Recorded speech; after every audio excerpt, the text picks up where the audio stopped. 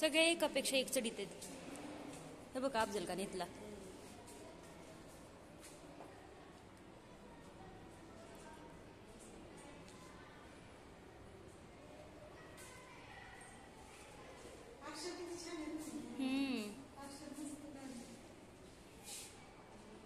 मस्त आहे. रात्री तर ना ते छावा बघताना अंगावर काटे यायला लागले, एवढं डेंजर आहे. मी तर त्याची हेच बघितलं, ते ट्रेलर तिथे हे घेतलंय कौशल.